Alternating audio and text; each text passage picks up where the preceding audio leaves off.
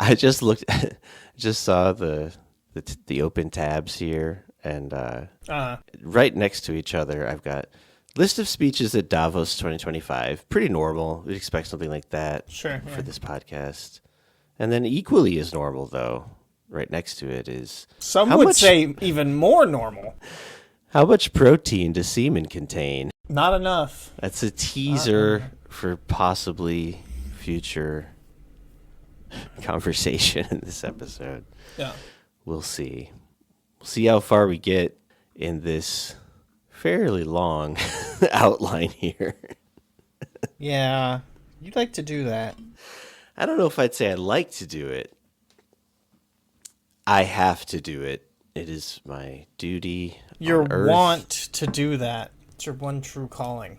I'm but a conduit for larger forces. Some of those that work forces are the same that post links. I saw the Arms a Homeless guitar on something the other day after you'd brought it up, and it came flooding back to me as I remember that. You did the Leo meme? Did you do the Leo point meme? In my mind, probably. Yeah. And then I remembered also that only fun fact I know about Tom Morello is that he went to high school about 20 minutes away from where I went to high school. Oh. Probably about 20 years apart as well. Yeah, sure. Maybe. I don't know. I don't know how old the man is, and I could never find out. I don't have the machinery. There's no way to know. To do so. He's very secretive about that. He keeps it to himself. Let's say we do this thing.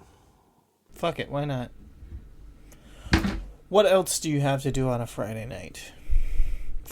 Saturday morning. / Saturday morning. Exactly. But don't pod to me till I've had my 12 noon coffee. All right. Man, I've been ADHDing like crazy. I was like halfway through getting the clip for Cut Your Meat, and then I got distracted by something else. Too late. Next week. All right, let's go. Truly go. Hell yeah. How much protein does semen contain? Not enough. Not enough. Not enough. Not enough. Not enough.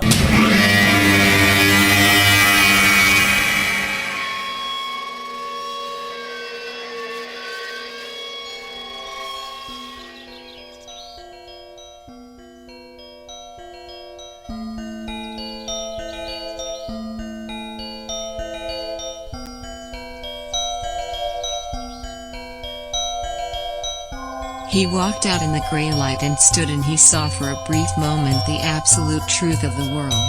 The cold, relentless circling of the intestate earth. Darkness implacable. The blind dogs of the sun in their running. The crushing black vacuum of the universe. And somewhere 200 animals trembling like ground foxes in their cover. Borrowed time and borrowed world and borrowed eyes with which to sorrow it.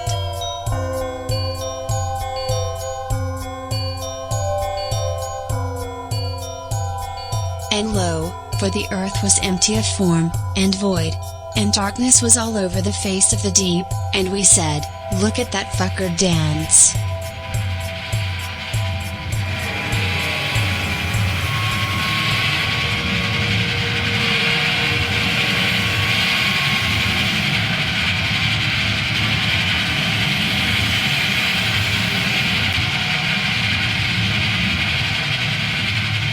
Here we go.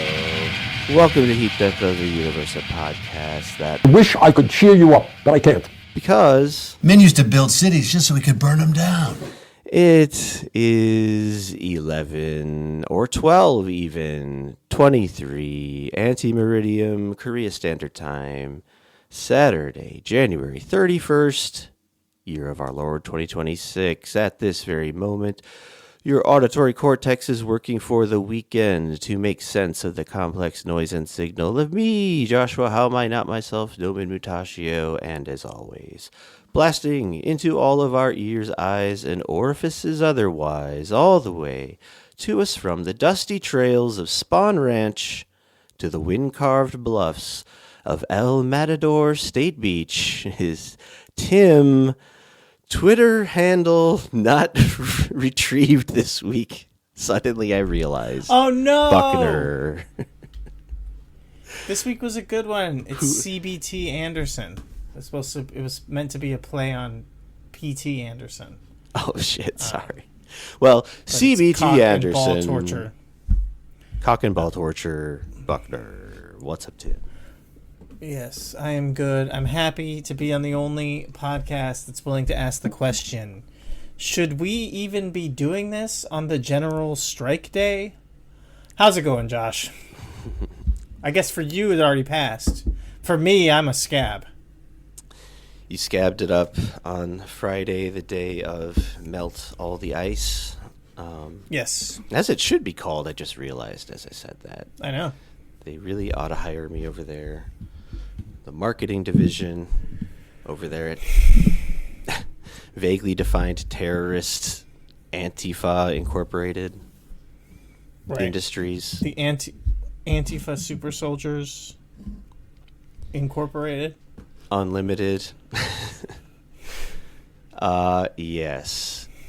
Yeah, I mean, I guess technically I took place in the strike on Friday. Nice. I don't think I bought anything. Well, you know what? Just living in South Korea, I'm kind of scabbing it up already. That's true. To some degree. Arguably less so than other citizens, I guess. Who knows? I didn't engage in any commerce personally, but I unfortunately couldn't not go to my job.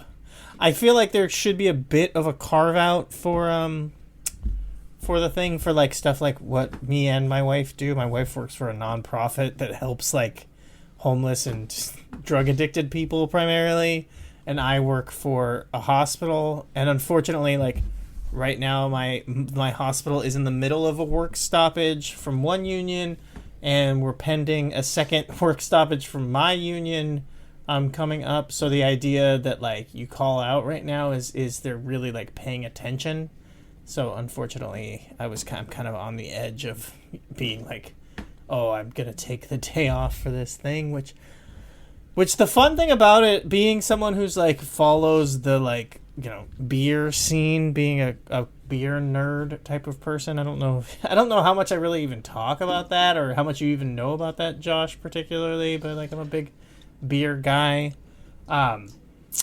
So many craft breweries being like, in these trying times, we stand with the community.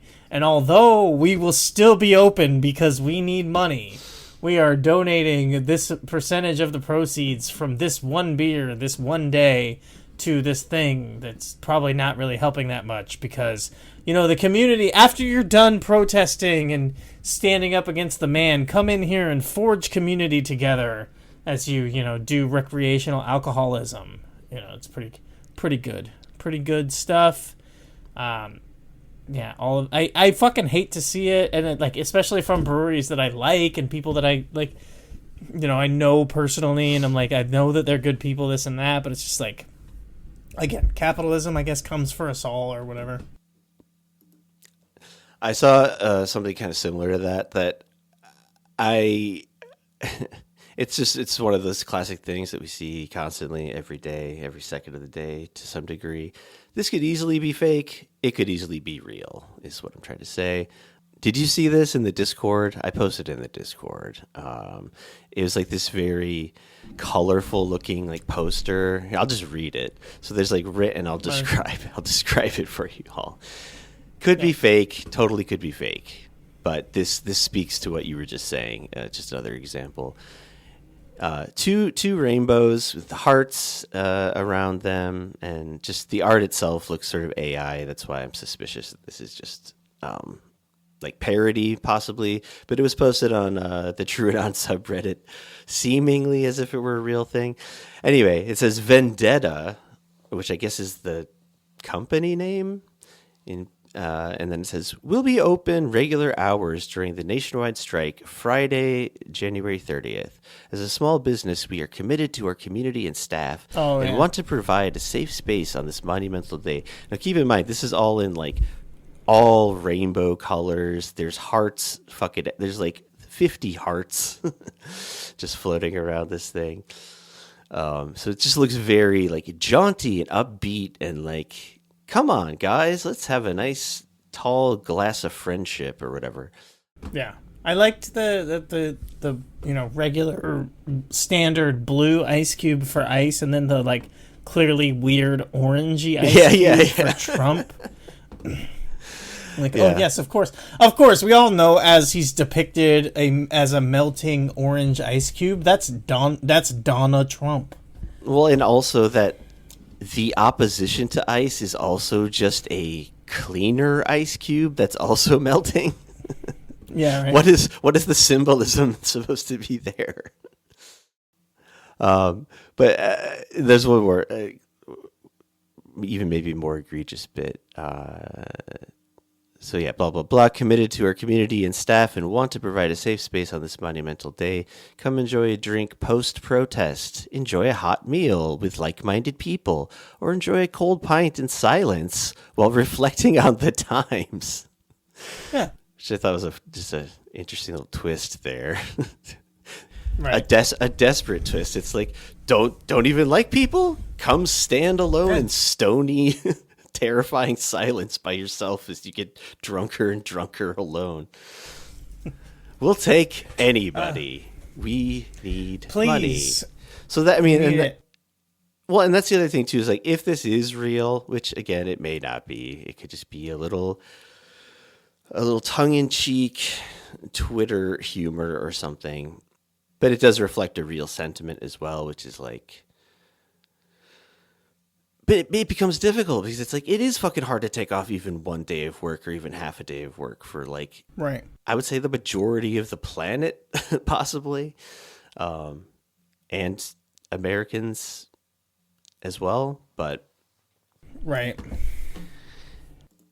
Anyway, we did slightly jump the gun, and I did notice a bunch of times people like, maybe it's just the fact that we're so gun saturated or whatever. So many of our sayings and idioms have to do with violence and guns. But I noticed in a lot of the coverage of all this hell going down, people, I think not on purpose, but just like I did right there, accidentally using gun imagery when talking about shooting, whatever. It's a notable thing. That's all.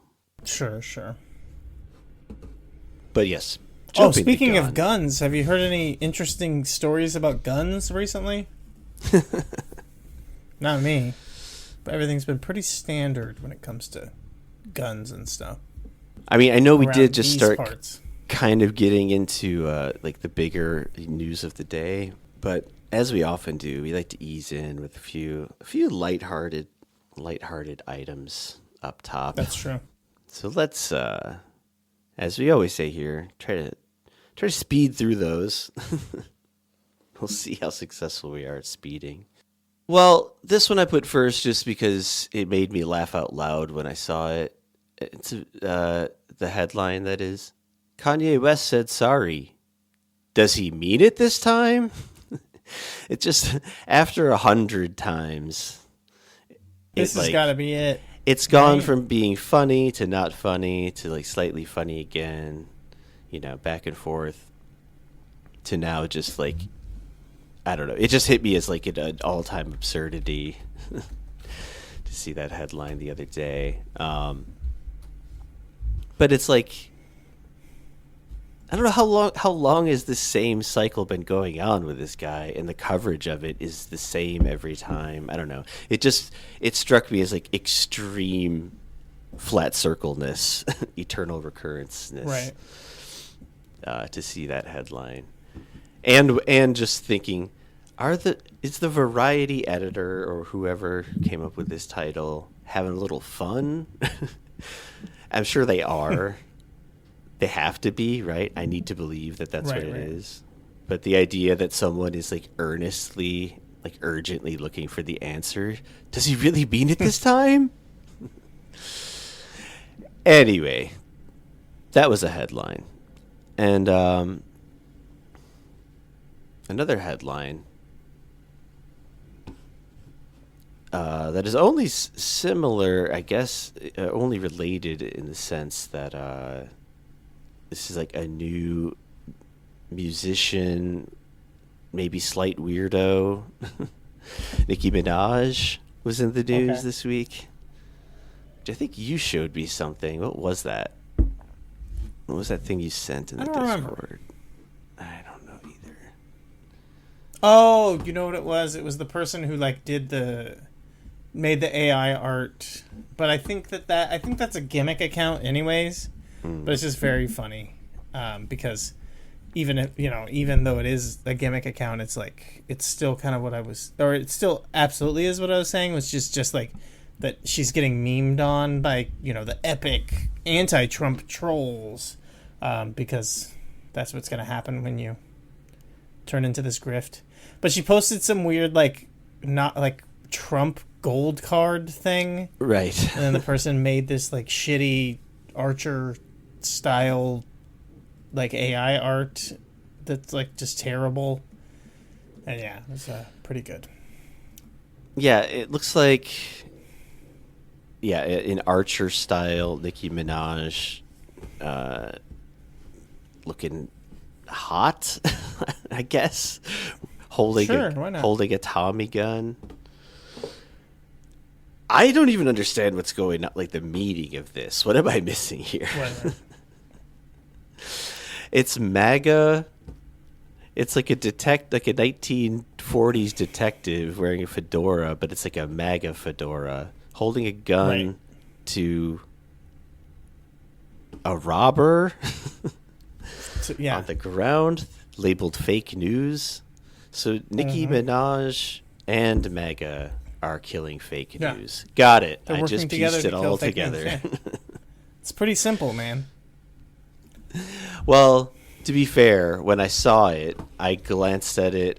I noted the Archer art style, right, and then it immediately reminded me of the Onion article, which was Trump asking Nicki Minaj what eating ass is all about, or something, whatever that was. Yeah.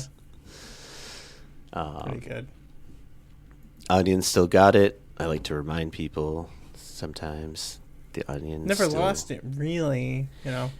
I get that it's kind of chuggy to like care about it, but it's never been. Yeah, there's never been a time when Onion wasn't good. I totally forgot what I was looking for. This keeps happening. Oh yeah, gold card. Yes, the gold card thing. There we go. So you pay $1 million to get a so-called Trump gold card visa, as in citizenship. Sure. Maybe, I don't even know. But basically, Nicki Minaj has like over the years apparently been openly saying that she's not an American citizen. Right? Is that what I read? Who gives a shit? She was born in Trinidad and Tobago, and basically this is all just a lead into like her talking about. She said something about like, oh, like I'm from the beautiful land of Trinidad and Tobago, which is why I'm like, welp, guess I got to pay $1 million for that that fast-tracked citizenship gold card. Yeah, just to cover my ass. But the whole thing was stupid and grotesque and absurd and chuckle-worthy. Also leading to a similar thing, Heil Hitlergate. What was that all about? Oh. Did you catch wind of any of that? Not really. It was just an amazing collection of notorious internet assholes all together in a nightclub. Oh, yes. I think I know what you're talking about now. It was Nick Fuentes, Sneeko, Clavicular, who we talked about the previous episode. Sure, yeah. Andrew Tate, Myron Gaines, better known as Fresh and or Fit from Fresh and Fit. And they're all just trying to show what a great time they were having in Miami Beach. I don't know. They posted a bunch of videos of themselves just looking like typical Miami Beach douchebags wandering around the city, whatever. I didn't really watch much of this. This is a lot of secondhand information, but I did see the video clip of them dancing to aforementioned Kanye West's hit song "Heil Hitler," and you could see Fuentes not dancing, looking very awkward, and you could see Andrew Tate. You could just see the wheels spinning in his mind, trying to like, how do I play this? Yeah. Right. You know, there's so much stupid news in the week. That's true. But yeah, I guess speaking of hashtags, hashtag Heil Hitler gate, there was another hashtag gate this week. Yeah, the old hashtag plus gate equals cha-ching, cha-ching, ad revenue money. Hello, penis hardening medical tech money. Hello, yeah. refrigerator box money. Refrigerator box with a mattress in it money. Yes, it was bidet gate. Just kind of bidet gate. All right, yeah. But yeah, Sounds kinda hard to feels say. like really pushing it. Yeah. I don't know about that one. For the crime of, I guess, supposedly replacing or maybe even just modifying the shitters in the governor's mansion to have bidets, some chuds were getting angry at Mom Donnie. And that's the only reason they're mad at him, by the way. There are no other reasons. Right. Yeah, that's the big issue. I was going to say it's really scraping the bottom of the barrel, more like the bottom of the bowl.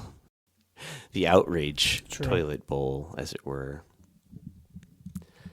And, I mean, this was probably from a couple weeks ago, but until now, RF on protein. So, Yeah, finally.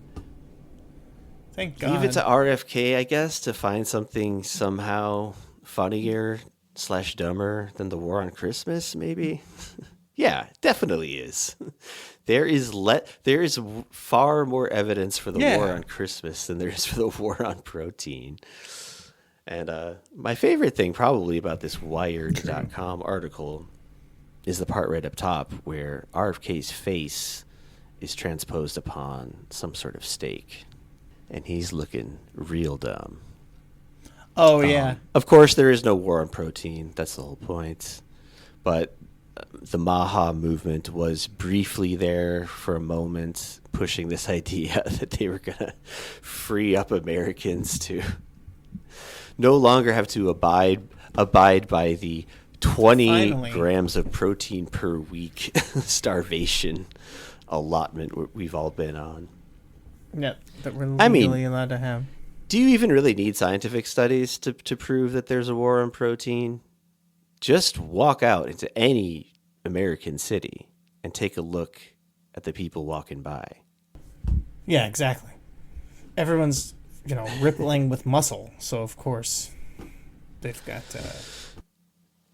I mean, I suppose you could eschew all protein and still be very unhealthy. Sure. True. Oh yeah, and that. Oh wait, so this was just the whole thing with the fucking inverting the food pyramid. Right. So fucking dumb. I will say one thing I'm grateful about though when it comes to RFK related news, at least on my end, I've barely been seeing and even more important, barely been hearing the man speak these days. So count your blessings. that's a plus. Folks. When I was thinking of the war on protein, though, I was also just picturing like a crazed RFK, like I don't know, like waving around like plant-based proteins, though, to just like really confuse Maha Nation. He just pours like a big like cooler of raw split peas over his head, like in the way that sports people pour Gatorade on each other. Exactly. Yeah, I was gonna say that the kind of gold standard for most of like the premium proteins now is like pea protein. I'm all about that split pea life these days. By the way, it's that's true. Real good source of protein and fiber. Not as good as jizz though. That's why I did look up the jizz statistics. Oh yeah. That would also be that's really where I should have gone with the vision. The vision of celebrating is pouring Gatorade jugs full of semen on each other in triumph over the war on protein. Right. But I never did quite figure out. Well, let's look. We'll even debase ourselves and look at the Gemini overview, because that's about as far as I got on my Google search. Let's see. 5,040 milligrams. Oh, let's just say 5 grams of protein per 100 milliliters. Yeah. A typical ejaculation volume is 1.5 that seems reasonable. to 5 milliliters. Oh boy. Should we try to actually do the math on this? I think I could do it. I know I could. Sure, why not? I'm wondering if I could do it quickly enough to not waste all of our time further. Well, I could do it in my mind, just rounding down here. Riveting stuff right now. Are you doing the math? I got over math. You figuring it out? And I just realized even the faster way, perhaps the less accurate way, is to just continue asking stupid Gemini. To get your daily recommended protein allotment, the average adult would need between 184 to 374 ejaculations in a single day. And you'd need to be, I was going to say you'd need to be able to self-suck, but that's not true. I mean, that's if you want it straight from the tap, of course. But no. Right. And, I mean, no, you're not going to be able to do that. You're not going to be able to, do 100 and something ejaculations yourself. Are you sure? Right. You're going to have to, have to outsource some of that. Your intuition feels way off. At least to me. some. I don't know, man. I mean, even at my max, I think I could maybe do like 10. I don't know about 174 or whatever. Unfortunately, one of the first places my mind goes when I think of number of ejaculations per day is Jeffrey Epstein, because he somewhat infamously, famously, supposedly needed, emphasis on needed, it's a biological need for him to ejaculate minimum 3 times a day. So maybe he was just trying to work on alternate protein sources for the developing world. I'm sure that's all when of this. When it comes down to it, that's the most important thing. Is serving underprivileged children his semen? Is that what he was doing? That makes sense. All right, what were we talking about? I don't know. Jizz? Yeah. Well, speaking of the war on semen, protein,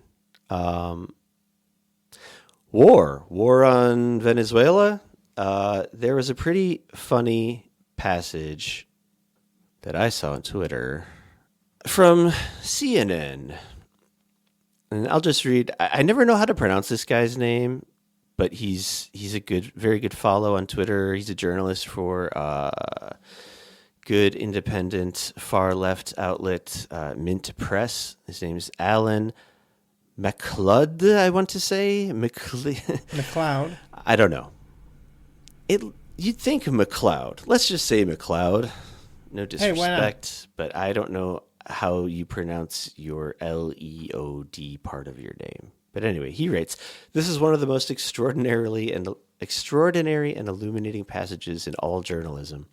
CNN frames Maduro as a paranoid liar for claiming the CNN is trying to overthrow him. Yet the very next sentence, it casually notes that the CIA did, in fact, overthrow him. The level of cognitive dissonance and imperial brain rot you must have to write this, and then have it read by an editor and published, is truly breathtaking." And the CNN little slice of wisdom goes like this.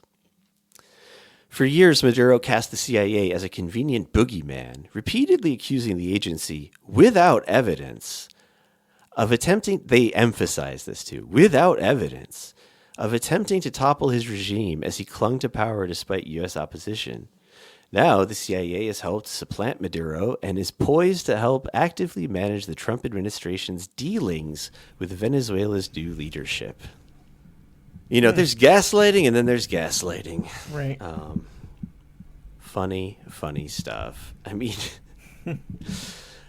I don't even know, like one of like many pieces of evidence of this is that the Trump administration openly talked about their failed Bay of Piglets mission in 2019. Right. Yeah, it's no secret. Like they crashed land. They tried to they weaponized a drone and flew it directly at him outdoors at a speech he was giving. It's I mean, I don't believe. I mean, the records will come out later, just like they did with Castro. But you know, it's like the famous thing with Castro and the CIA. They tried to assassinate him like 160 times or some shit, in like all the most insane ways you could imagine. Like, poisoning his like wetsuit. What were this? There were some even funnier ones, but I'm forgetting them in the heat of the moment right now. But. Also, circling back to RFK, you know, there's something I've always wanted to say about him. I don't like the guy. I agree. Now that we've got that out of the way. Oh, and okay, this final thing in the old amuse-bouche. Amuse-bouche. Yeah. Claire Buechner, a.k.a. Grimes. This is something that came out like 2 months ago, but I just had to mention it because it was just so wild to me. We didn't talk about it. I don't know if you remember this happening. Brian Walsh's grisly alleged web searches revealed at murder trial, quote, "how to saw a body." So basically this guy like almost certainly murdered his wife. And like, even if you were only basing things on his web searches, you could say that probably too. But that, along with the fact that she's disappeared and so on and so forth, and all the other evidence. But like, they're calling like they're saying Maduro is paranoid. Like, someone here could have really done with a smidge more paranoia, I would say, in their web searching, in their murdering, in all of their murdering business. But yeah, some of the searches were, best ways to dispose of a body. Right. That was days before his wife went missing. He searched that. Then subsequent searches after she went missing. How long before body starts to smell? Can identification be made on partial human remains? How to saw a body, among others. Can I use bleach to clean my wood floors from blood stains? Oh, shit. Yeah. Can police get... This is maybe the funniest one. It's funny as things related to horrifying murder can be, I guess. Can police get your search history without your computer? And pretty good. Can the FBI tell when you accessed your phone? Huh. He also so this was all from an officer's testimony, obviously, about this. But the officer testified that the webpage, quote, 6 ways to dispose of a body, hosted on a site called murdermurdermurder.com, was also accessed by Brian's device on January 1st. It goes on, but you get the idea. Right. Obviously, this is a public service announcement to all the murderers out there. Stay safe. Be vigilant. Stay safe. Stay sane. Yeah. Don't forget to spay and neuter your pets. You know what? I'm not going to sideline us and look up why did Bob Barker always end.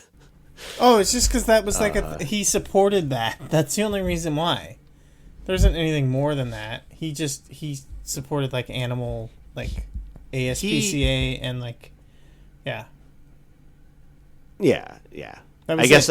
I mean, I got that enough. I just wondered if there was like some, I don't know, how committed he was personally or whatever. Like, did he go out there and spay and neuter pets in his free time?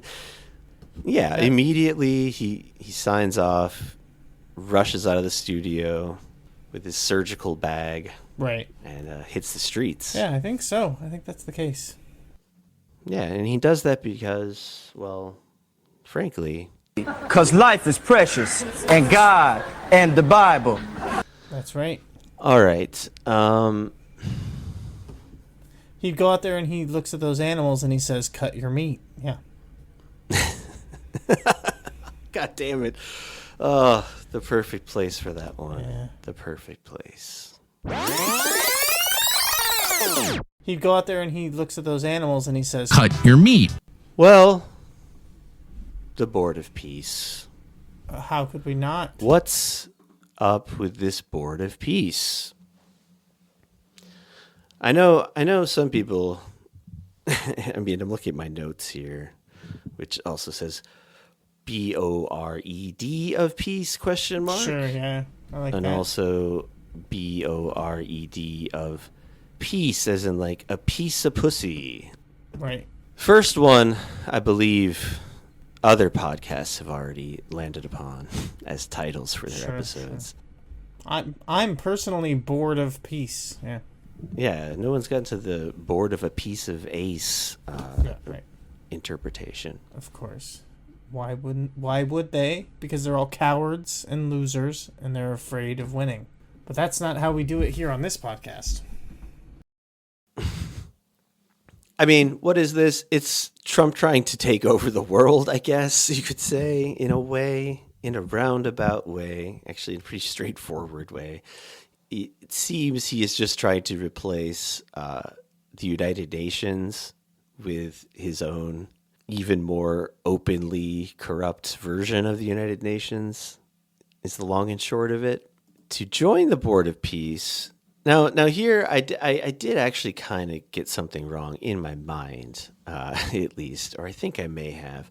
I thought the price of entry to the Board of Peace was $1 billion per individual. But, I just wasn't being gracious and generous enough to Trump's plan, because I think what it actually is per country, $1 billion, which goes directly to Trump. Donald Trump, the individual man. Which is a hell of a discount when you do think about that other thing that you said, So that's a major art of the deal type situation that he's already created. Wait, how do you mean? Oh, starting. Oh, yes. Starting with the we're going to nuke the entire world. And then you no. We were kidding, and then we start, gradually lowering the stakes until it's only slightly apocalyptic. Right. I do like. Yeah, he's like, it's the Donald Trump UN only for friends of the Dawn. I like that. It's pretty cool. The whole thing also began, perversely, of course, as all things with these people, as this was going to be narrowly focused on Gaza, somebody went and wrecked that place. So Donald Trump took it upon himself to create a group of people that have to pay him billions of dollars, literally billions of dollars, to be part of a club, the club. Go back to the club. And after all is said and done, at least so far, not a single Palestinian. Like, you'd think they'd at least get some of the corrupt Palestinian Authority people on board, just as a token, whatever. Here, look at the surface level. We are giving at least one Palestinian, one Gazan, some ostensible say in any of what's going to happen there. But no, but then again, you wouldn't think that because we're living in the age and the admin of casting aside all pleasantries or whatever, softening the blow of all the evil the way that previous admins have done. It's the way it is. It's the quiet out loud times. So, but related to the Board of Peace, related to the existence of this ridiculous thing, which again, so many things, seems to be motivated by Trump being mad that he didn't get the Nobel Prize, Peace Prize, even though he did technically get one from someone else. He took another person's. Yeah, he was given one. That's the same. He was given a Nobel Peace Prize by, someone who earned one, so that feels fair. It's I've always said that the Nobel Peace Prize is like a germs burn. You have to get it from someone who has it, and then it's official. I bet a lot of it too it's got to be driven by I think I bring this up, and this is the thing I've noticed I probably repeat a lot on the podcast, but how the true sort of seed origin of Trump running for president initially was Obama mocking him, and then Obama getting the Nobel Peace Prize even more absurdly maybe, right? Because he hadn't even done anything yet. Right. I think that was the basic timeline of it. The way that I heard this explained relatively recently, and I'm oh yeah, that checks out, was that they gave Obama the Nobel Peace Prize as encouragement to do peace. They were we're giving him the Nobel Peace Prize for all of the future work that he's going to do bringing peace to the Middle East, because everyone was begging for that post, Bush, and Obama was coming in on the wave of all that. He's doing hopey changey, and they're of course Obama is going to fix all that stuff and he's going to bring peace to the Middle East. And then obviously we had to wait until Jared Kushner got in there to finally, fix all the problems there by selling, 666 Wall Street or whatever the fuck that tower was that he sold to the Saudis. The Saudis. What I always say is Saudis nuts. You know what I mean? That's what I'm talking about. Anyways, continuing on. All right. Anyway, where were we? Who cares? I cares. Marcus Carney.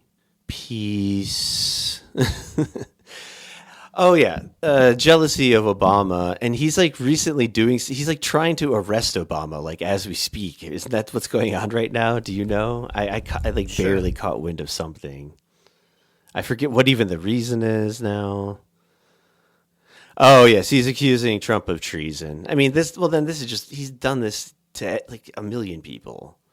So who cares? Whatever. But it does go to the fact that I feel like a lot of what drives him is, it's more than possibly more than I would have thought before, specifically tied to sort of jealousy or whatever, competitiveness with Obama. See, I could have got that one if I didn't have to scroll down for 45 minutes. Damn it. 45 minutes of scrolling. Yep. I've been there, though, We've all been there. That's what they call it in the endless thread. There were several things, and I'm trying to remember off the top of my head, that were funny as hell about Trump lashing out at Obama recently. Obama. I was ready to jump in when you just said there's like things that you were trying to remember that are funny about Trump, and I was like, he's got little hands. He's orange. Fuck. Okay. His little hands are too small to grab those pussies. Yeah, that's the true. problem with him doing that. He's gay. He's gay. He's gay. He's actually gay. He posted something that was like justifying his attack on Venezuela, which killed 80, I believe, to possibly 100 people. I mean, they just like carpet bombed Caracas, abducted the head of state and his wife. And he basically said, well, Obama did shit like this too. So what's the problem? And who can really come back at them about that? And the thing is, though, actually, the answer to what I meant to be a rhetorical question, there is a dumb answer dumb libs would give.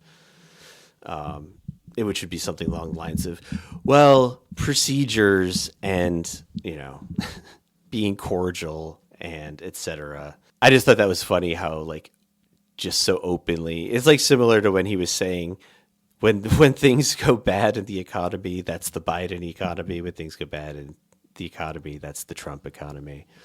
Similar kind of thing. And something else I can't remember. Whatever. Obama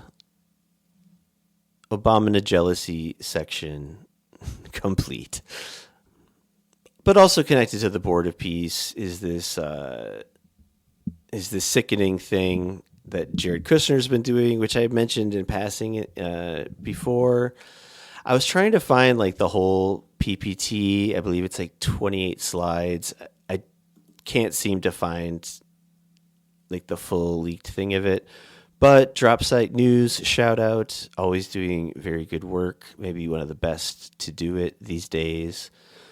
They put out like a long thread on Twitter, which had a lot of the screen grabs, just maybe not every single one. And it's complete with maps of Gaza that it just dawned on me now, like right this second, that maybe there's somehow nefarious reason for the fact that they turn Gaza, like, instead of being like north is at the top, like north is off to the left, or to the right rather.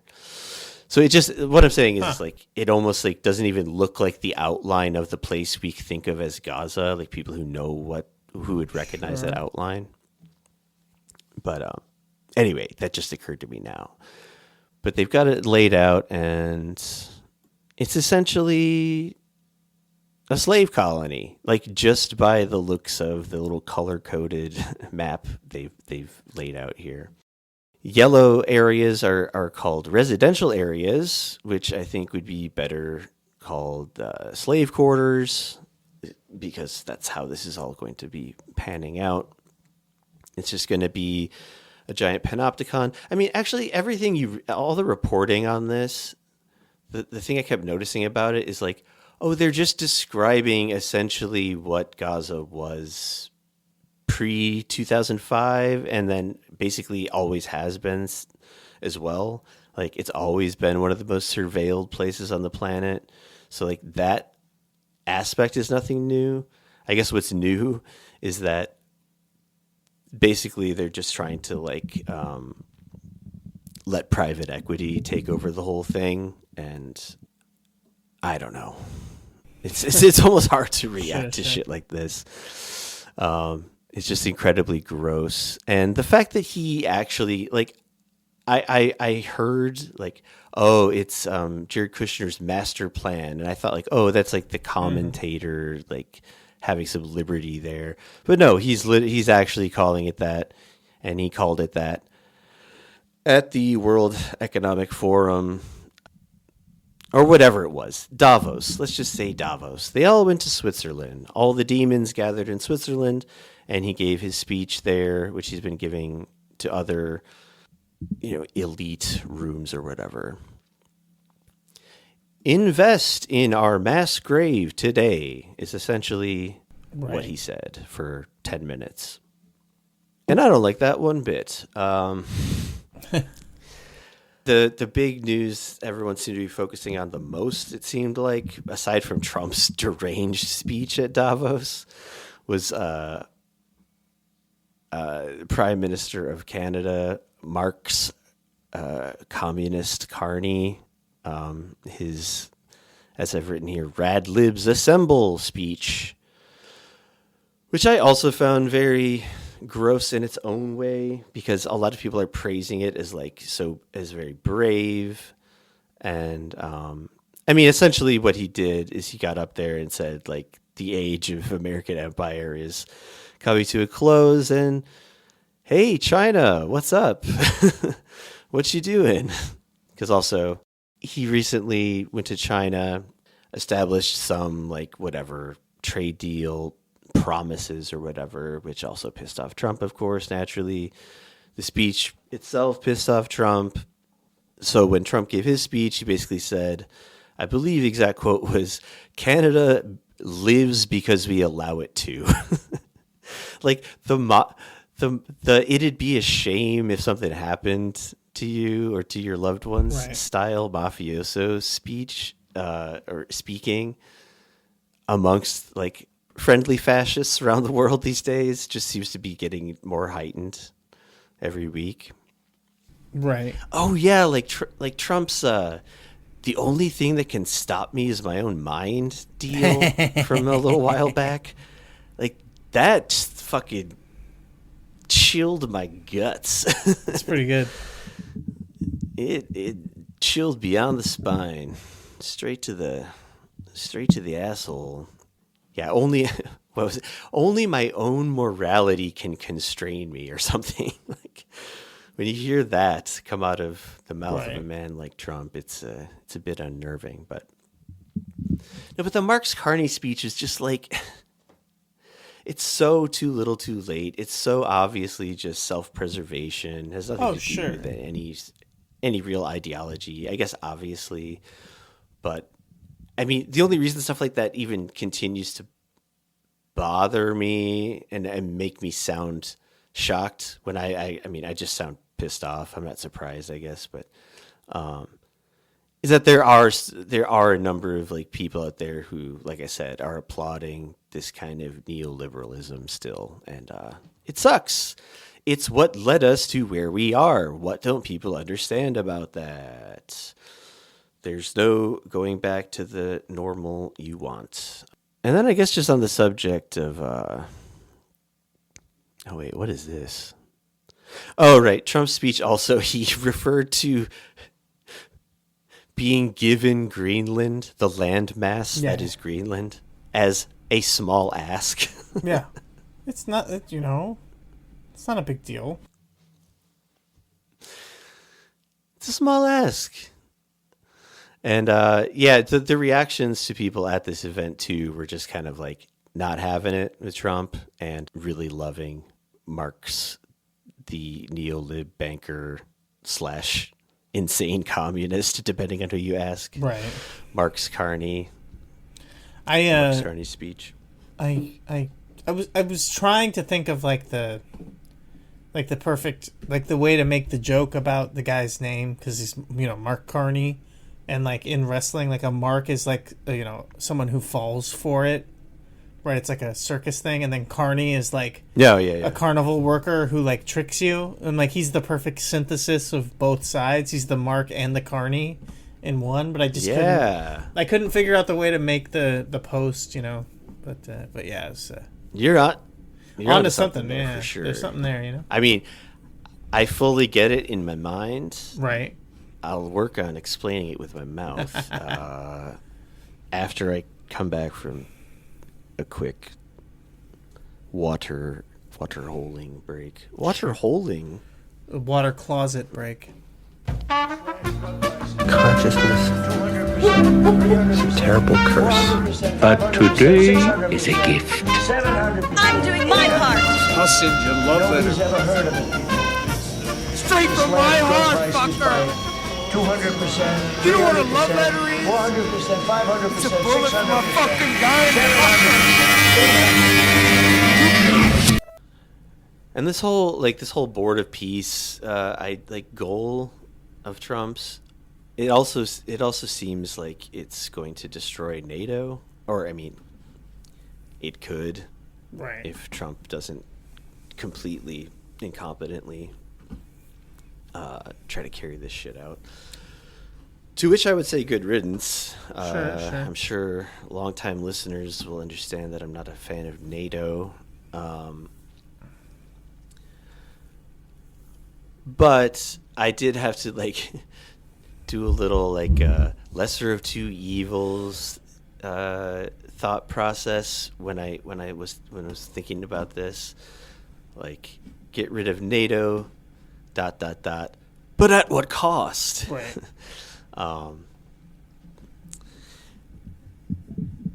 Yeah, like my sort of my working estimation lately is that let's say 70% of people who live in America are probably not cultists, Sure. not completely irredeemable. So I feel bad for them, and I guess I'd like to include myself in that 70%. But yeah, at the cost of Trump destroying everything domestically and just covering the nation in imperial boomerangs. I don't know if it's quite worth it, but we'll see. Oh, there's a bunch of censorship too that was kind of interesting that we don't have to spend much time considering, but TikTok. Interesting timing. Okay, new ownership of TikTok. One of the Ellison demons, father or son. You know what? I don't differentiate them. They're they're like Ron Silver at the end of Time Cop, or was it Alien Creature in Bill and Ted, one of the Bill and Ted movies? Station? Yeah. I want to say Station. Yeah. It was a demon, I think. Yes, the demon of Bill and Ted's excellent something adventure to hell. Yeah. The Ellisons are they're melted together, is what I'm trying to say. Father and son. They're locked in an eternal 69 where they feed off of each other's 200 to 300 ejaculations per day to sustain life. Also, just the subject of the Ellisons reminded me of this funny thing. I think we talked about at the beginning of Trump 2.0, if I remember correctly, when all this stuff was kicking off. It was the deal. It was something like Trump is going to give I don't know, fucking $500 billion or some shit to Oracle, Larry Ellison's AI company or whatever the fuck it is. And anyway, it was just a quick interview clip with Ellison though, and he was talking about how all this theoretical, unspoken theoretical, all this technology we definitely have right now, it's going to be able to customize, create a customized nanobot cancer-eating system.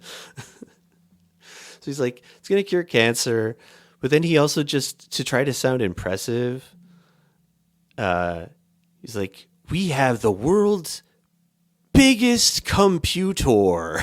Yeah, right. Ugh. We're going to build the world's biggest computer with this money. And that just being a ridiculous, funny thing to say. But yes, the Ellisons, they own CBS and Bari Owari by extension. But now they own TikTok. And literally the day after the full acquisition or whatever of the company went through, and the Ellisons are like now in charge of things that could affect censorship and algorithms and whatnot. What was it exactly? Yeah. It was like trying to push. Oh, fuck! What was it?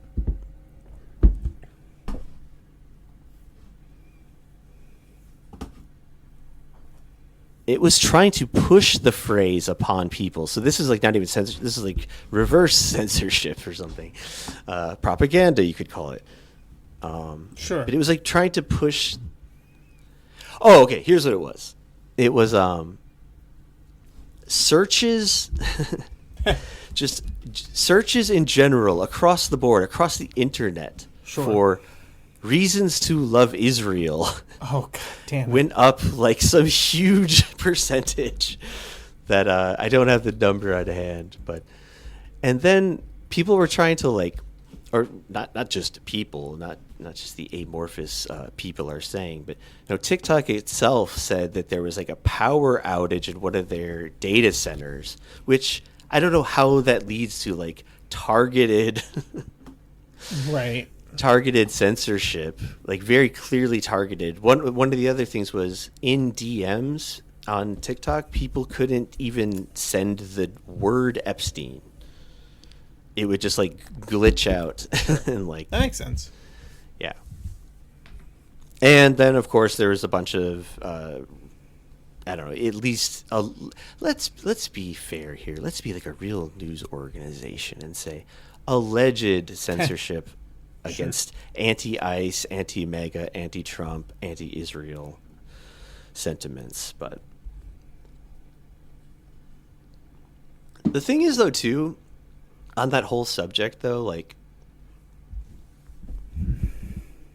this whole narrative of like TikTok is actually trying to radicalize everyone, and they censor pro-Israel stuff, in fact, and like I think all of that was bullshit too. Like they were still censoring pro-Palestinian voices and whatnot before the change in ownership. But I just thought it was hilarious, this this huge upshoot in Google searches of the exact phrase "reasons to love Israel." So good.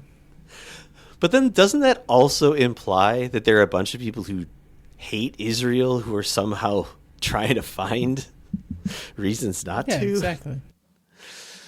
The whole thing seems a little ill-conceived, and also I could kind of see this equally being maybe exaggerated, but who cares? There is like undeniably proven censorship of these things on various platforms, including TikTok. Do you know that Palestinian journalist?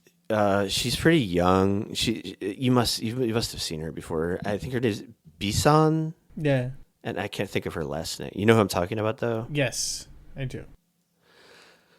She also had her TikTok account just deleted, like the day after, the ownership of TikTok changed hands.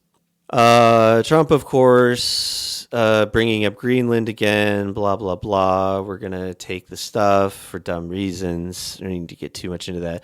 But the funniest detail about all of this week's version of that shit was Trump writing a letter.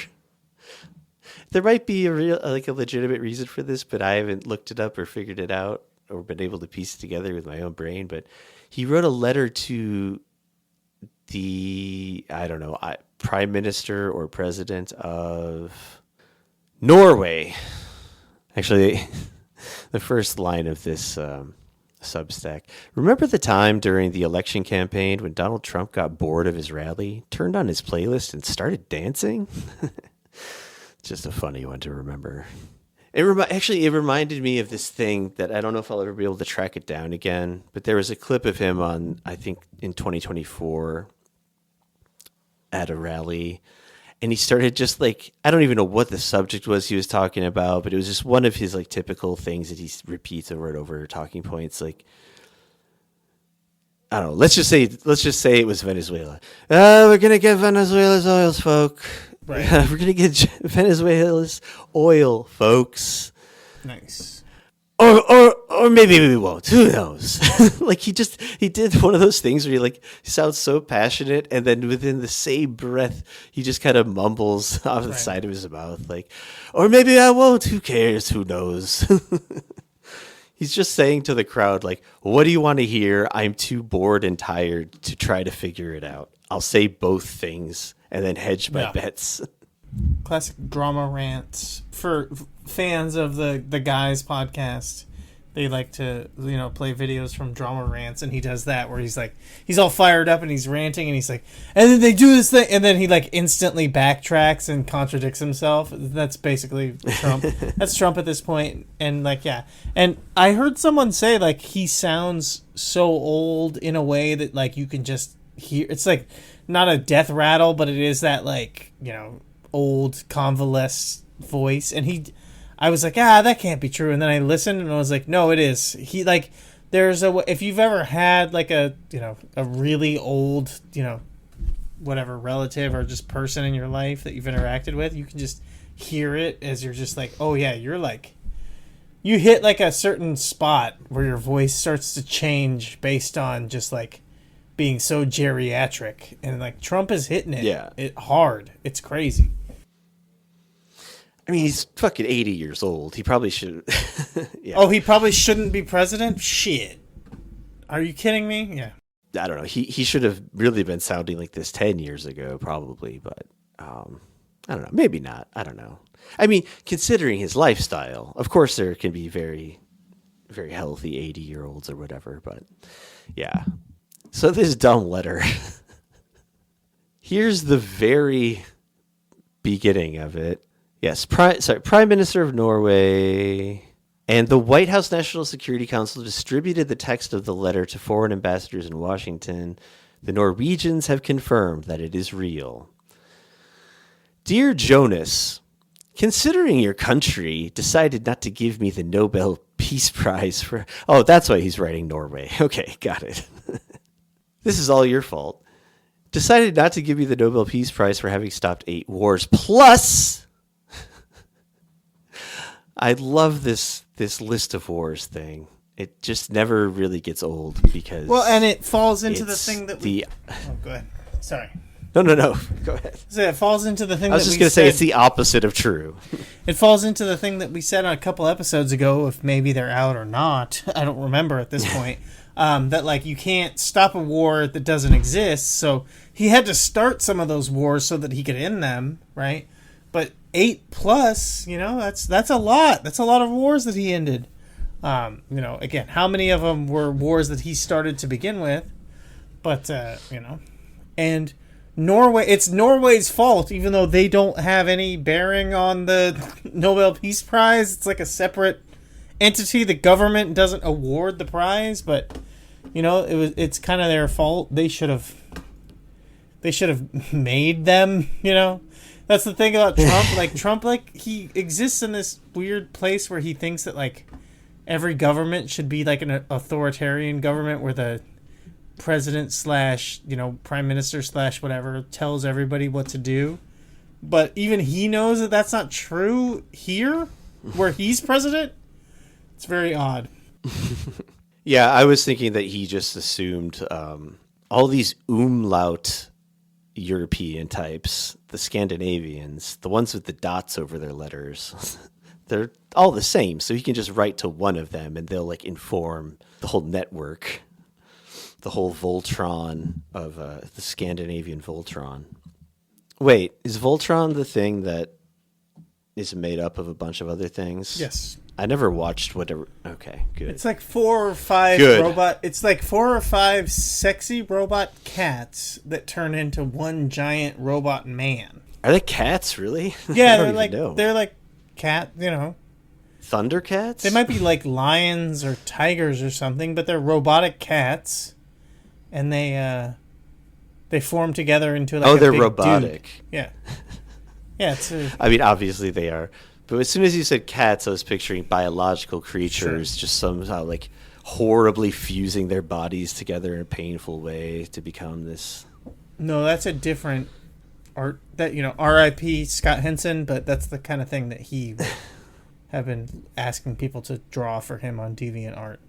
It's different. It's not the same thing. That's what I'm doing later tonight. Wait, Scott Henson, did you say? Who's that? Yeah, he was a friend of mine who was like a wrestler, who was a furry wrestler who passed away a couple of years ago. Yeah. I got really thrown off for a second. I thought you misspoke about Scott Adams. No. I mean, I guess like, R.I.P. to him too, but a different kind of R.I.P. Yeah. Yeah. Hugely different, I'll say. Big time. All right, what else did he say in this fucking letter? I mean, the big headline, for me at least, and no one else covered this but me right now. He said, "And why do they have the right of ownership anyway?" referring to Denmark. "There are no written documents. It's only a boat that landed there hundreds of years ago. But we had boats landing there also." So Trump's really getting philosophical in his autumn years, it seems like. He's like, and what even is a country? Who even has the right to own things? This is more of that Fanon Trump, or what did I call him? Trump Fanon? Yeah. Trump Fanon. Friends Fanon. You know what I'm trying to say. Third worldist Maoist Trump. JD Pondon. You know the one. Another hilarious thing about stealing Greenland is that Sean Hannity, maybe we can let's just play/watch this. God damn it, sign into Instagram, my ass. I don't remember how to do that. Because I don't remember how to log into Facebook. Because fuck you. God damn it. Whatever, it doesn't matter. We don't need to hear this. I'll just explain the dumb thing Sean Hannity said. Yes, Hannity says Trump should give Greenlanders $100,000 apiece in exchange for Greenland, I guess, was the idea. I mean, obviously the funny thing there is that Sean Hannity is advocating for essentially a socialist style redistribution of wealth to some degree. Something he would never advocate giving to American citizens in return for anything else. And who cares? Who fucking cares? I'm just laughing at the fact that this note just says Trump posts AI art as if this is like a new thing. I mean, it's just what happens every day, probably, I'm guessing. But the picture itself was kind of notable in how dumb it is. Trump is walking across the tundra towards the Greenland flag off in the distance, the far distance, and like off to the side of the photo. It's not centered. Trump is walking across the snow, hand in wing with a penguin. The penguin appears to also be like looking up to Trump, like the way like a little kid does, like "I admire you, Daddy," like walking together. And the penguin in its other wing is holding an American flag triumphantly. I think, after analyzing this for a few weeks, he's trying to tell us that he's happy about the idea of taking over Greenland. I don't know. Any opposing theories? I think you're muted. Oh, I said, no, it's coming. Everyone should be ready. From Greenland to America, where things are going very well. I mean, this is related to our country. Breaking: 37% of all Argentines or Argentinians, I don't know, Argentines? I don't know about Argentines. Now have no income at all. Another keynote speaker at the Davos thing was Javier Milei, who, according to a summary I read, basically went off about woke culture and why libertarianism is the best. Which is interesting considering what I just read to you, that 37% of people in his country don't have any income whatsoever. And a little while ago, Trump threw him a bone, one of those your country is too big to fail type bailout things of $40 billion because the libertarian anarcho-capitalist policies are working swimmingly, obviously. That news also broke when Argentine Patagonia. I call it Patagonia. Yeah. So Milei also, at the same time he was being given $40 billion in just free money, withheld 43 tons of food that was supposed to go to Gaza, and it's still sitting there rotting. So that's an interesting convergence of events with the sister fucking dog clone sucking chainsaw wielder himself. What else happened? Also, I'll just shout out Caitlin Johnstone, who I mention a lot on the podcast. She has probably one of the best Substacks and best Twitter accounts out there these days. She wrote an article I liked. It's one of those things. It's like it didn't blow my mind. I didn't really learn anything new necessarily, but it's just like one of those like things, one of those awful truths that you can't think about all the time, otherwise you'd go insane. But it was just in this article she entitled, "The craziest thing in the world is that we could end poverty, but we don't." You could also replace the word poverty with like starvation, all kinds of other miseries. And then she followed that up a few days or so later with, "In this dystopia, you can vote against wars, but you can, in this dystopia, you can't vote against wars, but you can gamble on when they'll start." Which goes along with a lot of what we've been talking about with the gamblification of everything, including geopolitical strife, which is going on. You can see examples all over of how the invasion of Venezuela was going to go down. Will we steal Greenland, etc.? These are all things you can speculate upon for money. So things are going well. Still, just like before. Now we get to the funny part of the show. Oh, no.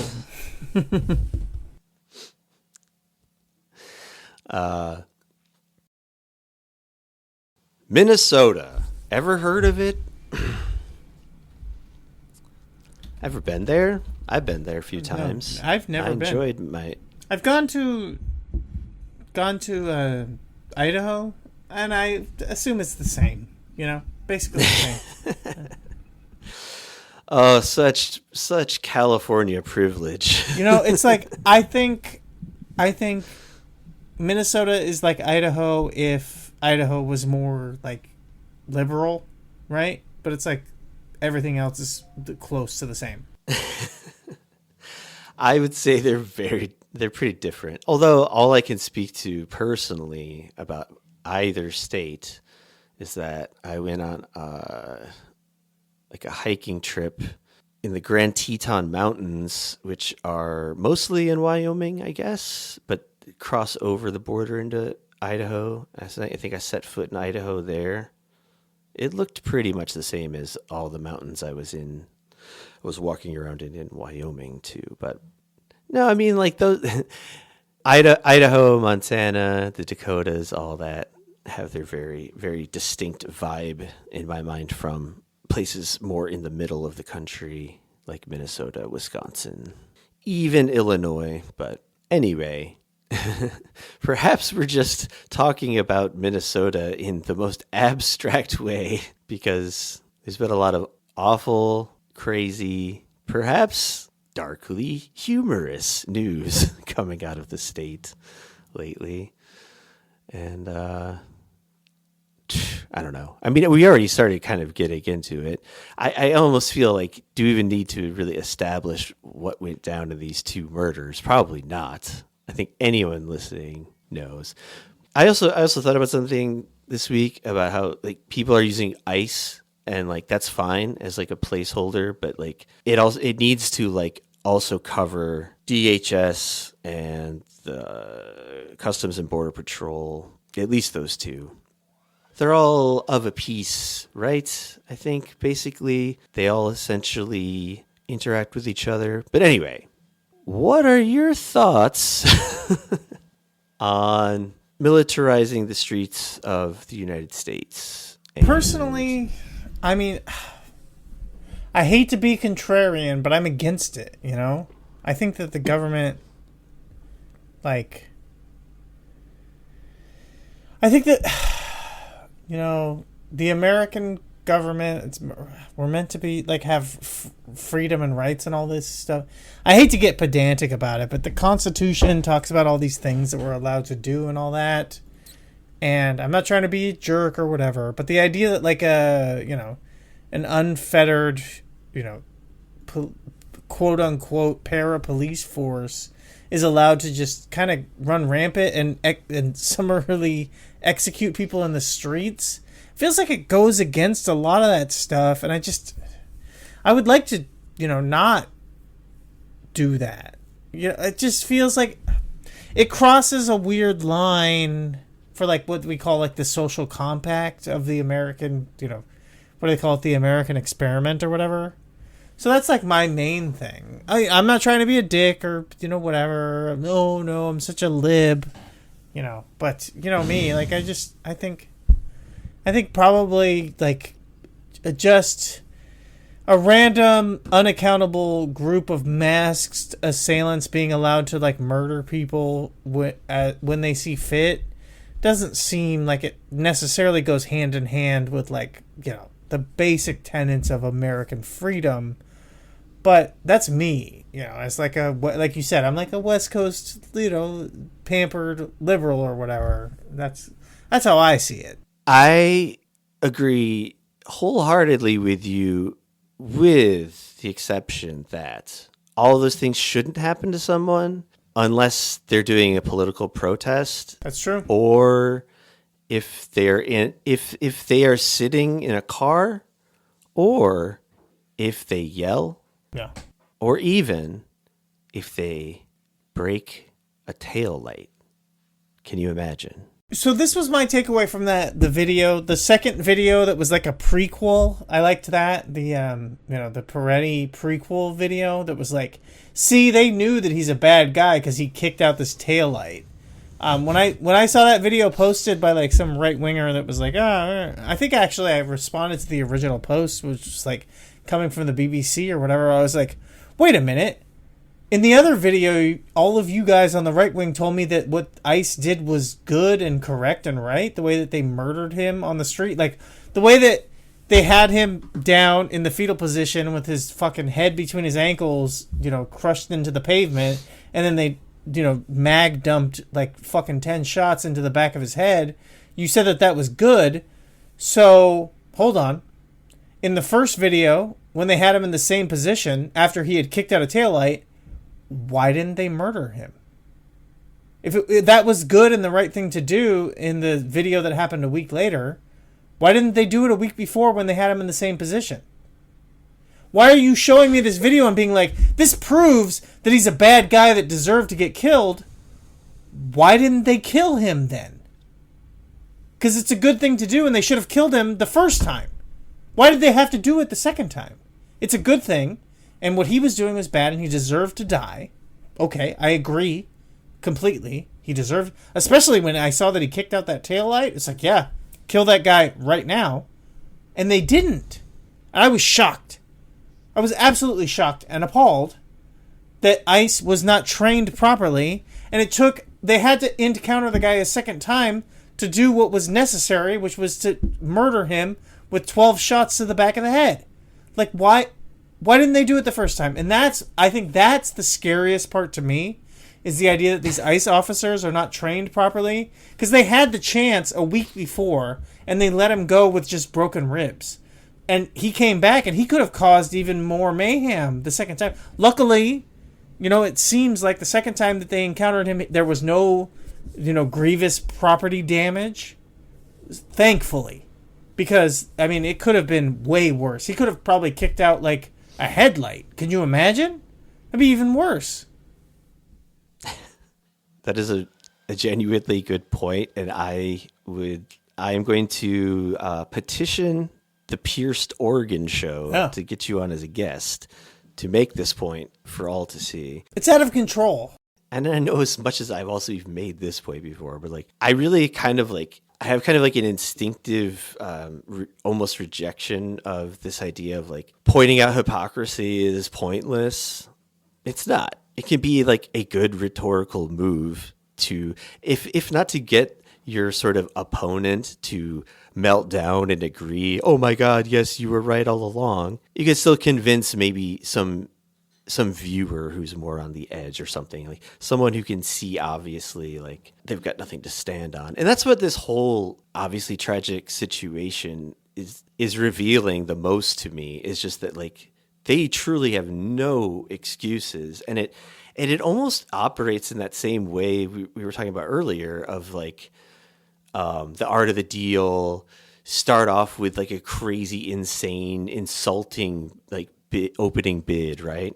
So the crazy, insane, insulting opening bid is like Alex Preddy was a terrorist, so full of terror. He's literally giving birth out of his ass to more terrorists. And then when that's easily disproven, it moved down to the slightly more reasonable assertion, which is like, well, he may not have been giving actual birth to actual miniature terrorists out of his ass, but he was still a terrorist, right? I mean, look at what he upvoted on Reddit or whatever. That's how it goes with all of these things. Listen, why does a normal red-blooded American male, what is he doing that's not terroristic with over 4.5 inches of cock, right? Like, they pat him down. When they're like kinetically getting involved with him, they can tell. They're like, okay, this man has over 4.5 inches of penis. The only true answer for a reason why a man would need that is to do some kind of terrorists. He's doing some kind of terrorist with that extra cock, because you only need 4 3/4 inches to satisfy a woman, and by satisfy I mean get her pregnant. That's the only necessary use. So clearly that's what all of the ICE agents, they instantly saw that. They interacted with him and they saw this is what's going on here. So we have to put him down because he's got like a bomb or a hidden weapon inside of there. He's maybe some kind of like tactical nuke inside of his pants. That's what's actually happening here. Because it's just incredible. But yeah, again, I'm just like, I'm at a loss for words with like every piece of it. Like every piece of all of this continues to be just like the problem is that the base, the MAGA base, they can't really keep up with how schizophrenic like Donald Trump is. So they just like all over the place, like good, bad, this, that, whatever, all over. They're flipping flopping all the time because they can't, they don't know when Trump responded to like people talking about the Peretti thing, and he was like, well, you just can't have guns. You can't just be walking around with a gun. And like, it's just like, his base is just like, there's like, that's kind of our whole thing, man. Like, that's kind of our thing, is that we walk around with guns. Like, what do you mean? So they just have to like completely recant their entire worldview within seconds to be like, yeah, Yeah, you can't just be walking around with a gun. Of course not. That would be crazy. But it's all like partial measures, right?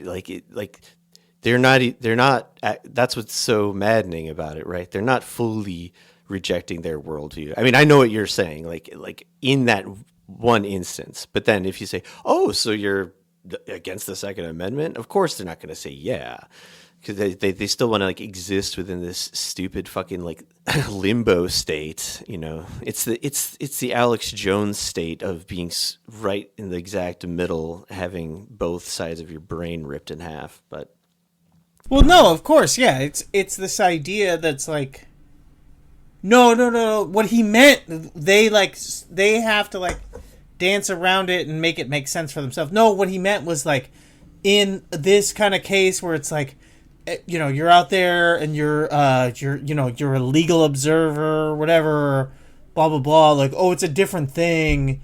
And he was like, not. He was in a situation where he wasn't licensed to have a gun anymore because he had signed up to be like a legal protester, blah blah blah. So it's not the same. That's what Trump really meant. He was like, in that context, he wasn't supposed to have a gun on him because he was doing a different thing, which like a different kind of freedom, where you're not allowed to have a gun anymore because it's like you're a different kind of freedom. But you know, but for me, when I'm just like walking down to the Walmart to get like, you know, 15 pounds of beef jerky, I'm allowed to have a gun because it's a different kind of freedom. And that's the thing that they have to do. well, when I go to the Capitol with all my friends, there's where I'm allowed to have a gun. Where I'm most allowed to have a gun is when I'm taking a big old dump on Nancy Pelosi's desk. No, I mean, like, yeah, all this stuff is very hard to keep up with, of course. And like, I mean, kind of the huge theme in my mind of, I guess, all of this stuff, today's episode maybe, is just the Steve Bannon doctrine of flooding the zone. Because this week or last couple weeks, maybe, I guess, has somehow felt like even more extreme flooding the zone than usual. I know we've been like saying that all this last year, I guess, like there's too much to keep up with, but I don't know. It just keeps expanding. And maybe if it's not more stuff, it's like the specific instances are more consequential. It's not just Trump making empty threats. It's people getting 10 bullets in their back for absolutely zero reason. Jesus Christ. Our gal, Megyn Kelly, she's kind of out. I felt like she outdid herself. She outdid herself sort of since that last crazed thing she said about the fishing boats being blown up. And how, you know, she wanted Trump and Hegseth to make them suffer as they try to tread water. I'm not even gonna play it. I mean, this was also kind of a well circulated clip, but basically she just said, "I know I'm supposed to feel sorry for this Alex Preddy guy, but I don't." Okay. She turned into Bill Maher a little bit there, but and speaking of Bill Maher, I just heard this morning. Bill Maher tweeted or said or whatever, expressed something to the effect of like he would agree that Trump would deserve the Nobel Peace Prize if he takes out Venezuela, Iran, and I don't know, some other country he hates. But I mean, this is the same guy who I would never waste pot on watching a movie. He would never. Megyn Kelly did two awful things that I'm aware of this week. No, I got three here, actually. So, yeah, the first thing was essentially to say, fuck this guy because, and she couldn't think of a reason. She got really mad about this church protest thing that happened before that, even, I believe. That happened in between the big publicized murders by ICE. Which is also where Don Lemon or Don Lemon, if you're nasty, or I don't know which. I don't know who to believe. I keep hearing mostly people say Lemon. I think you're the one who Don Lemon. Yeah, you were the one who told me I was saying it wrong. I'm sorry, a bitch trying to be whimsical. okay, whatever. No, I like it. Yeah, me too. I'm going to keep saying Don Lemon. Don Lemon. Which something else just happened to him today as well. But I mean, I don't really give a shit about Don Lemon anyway. I mean, I guess he's on the right side of history for the moment, for this split second. But he was literally just like filming the protest, and I think the idea was they arrested him after the fact, trying to say he's like supporting terrorism or some insane shit. Sure. I don't know where that's at. But Megyn Kelly's outrage about it was just so funny. Like, in a church? It's like, yeah, you can go into a church, protest. I think what happened with that whole thing too is like the people left when they were asked to leave. But whatever. Again, this is all even I have to remind myself when I'm like retelling what these people said is like, oh right. And then after they said all that, what was implied is therefore the like murder was okay. It's like you even forget that that's what this is all about, because it's obviously heavily implied, but it's rarely like explicitly stated, I guess. So far. We'll see. I'm sure Megyn Kelly will be. I mean, she literally did say she wanted those two guys who we knew nothing about to just be vaporized as they're thrashing around in the water trying to survive after already being blown up. But her and the littlest kid of all media, Tim Pool, they both brought up this stupid idea that, again, they didn't begin the sentence with, and the murder is justified because, but it was more like this. And get this. Someone, somewhere, they don't even mention like who did this, by the way. Like a single photoshopped picture of Alex Preddy emerged somewhere online that supposedly made him look a little bit more attractive. And like they just state that. They state that fact. And then leave it hanging out there for you to fill in the blank of, oh, well, then I guess he deserved to die. Yeah. So they're trying to do horny on my man, so that means that he's bad? I don't know. It's like he did. Well, can you imagine how justified of a murder it would be if Alex Preddy himself did photoshops of himself trying to make himself look hot? Jesus. Yeah. And then also Megyn Kelly. I will say I picked up on this one from watching our man R.M. Brown. So you probably saw this too in the same place. But Megyn Kelly just went on this side tangent about Natalie Portman. That's pretty good. I mean, you can explain what happened if you want. I mean, I'm sure we have similar opinions. I mean, what is there really to say about our girl Megs being like weirdly obsessed with like Natalie Portman feels like a, I guess she's still relevant, but she feels like a celebrity from like, 10 years ago when Megyn Kelly was, I guess that's the crazy thing is it's like, it feels like Megyn Kelly is more relevant now than she's ever been, but she's still kind of like trapped in like the 2010s. Or some, I don't even know, but like you get what I mean. Like, it's just, it's a different media venture. You know, she's doing YouTubes instead of. But that's what I'm saying. Like, I feel like now dying. She's getting like huge views, and she's like way popular now. She's like, influential and all this stuff, but still, like, I guess it's just part of getting older. But yeah, she's like. What was even like Natalie Portman's, like, she was just like, it was like really fucking libbed out, like bog standard, like kind of response to everything from Natalie Portman. Yeah, I'm sorry. Yeah, that's exactly it. She literally just said, I don't like that these people are being murdered in the streets, these Gestapo tactics, really like pretty tame compared to, I don't know, anyone maybe further left of her, but. And yeah, Megyn Kelly it was just flew off the fucking handle to be like, this fucking cunt, she thinks, she thinks she's hot shit just because whatever, fuck her, I hope she dies. She had purple hair in a movie once, so obviously, you know what I mean? Like, what the fuck what is going on? Especially because it's like, oh, she has an Israeli passport, so how dare she even say anything bad about stuff now? And that, like, that's the part of it that really gives away the game, right? Where it's like,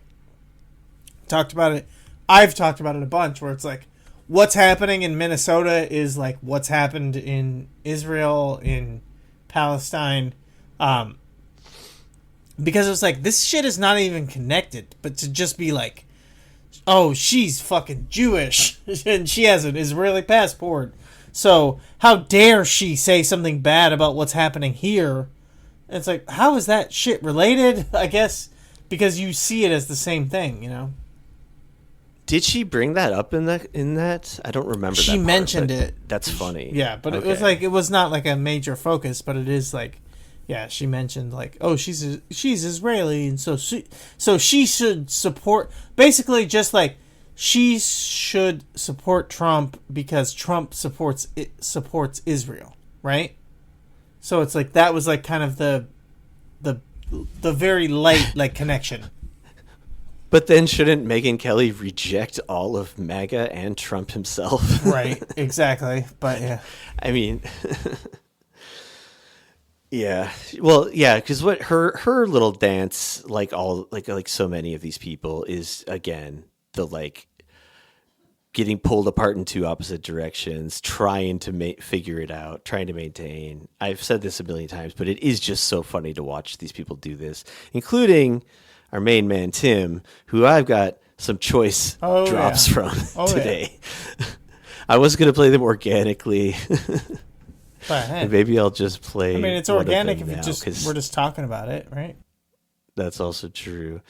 All right, so this is the idea of like Tim in the past has talked about freedom and fighting tyranny and fighting against fascism, but he may be evolving a little bit on certain things, including the whole concept of licking boots or any footwear. But this is what he had to say about some of that. First of all, when these people come out and go, Tim's a bootlicker for defending us, I'm like, no, you misunderstand. It's my boots. It's mine. I voted for them. I'm wearing the boot. I'm stomping on the ground. I ain't licking anybody. I don't know what my favorite part is in there. There's like 4. It's like, sure. I think it's the I'm stomping on the ground part that gets me the most, actually. Because he is the littlest kid of all media. Because that's the one that stands out to me the most. But I might have, like, I don't know if it's like a deeper, like, issue with it than just like, I'm stomping on the ground. I'm a little baby. Because my issue with it is that, like, when someone calls you a bootlicker and they talk about being, you know, a boot, like, because I saw, you know, I listened to Sam Cedar on the Majority Report, and he like talked about it, and he's like saying basically like, Tim misses the point, because when people call you a bootlicker, it's not like they misunderstand the idea that you support fascists, right?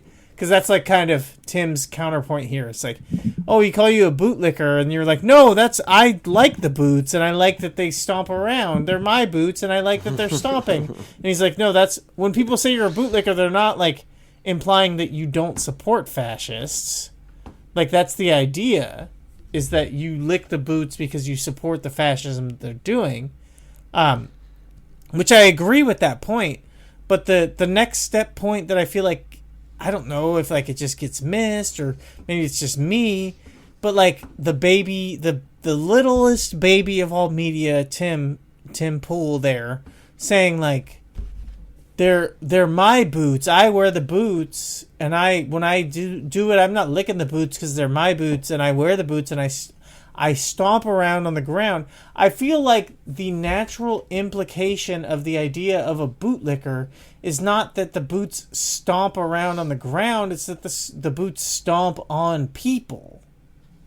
Yeah. Right? And that's the thing that's like, he's trying to like lightly cover up the idea, is that like, when people talk about licking boots, the idea is that the boot is stomping on your head, and as it stomps on you, you lick it. You respect and you love it that it's stomping on you, so you lick the boot as it's stomping on you.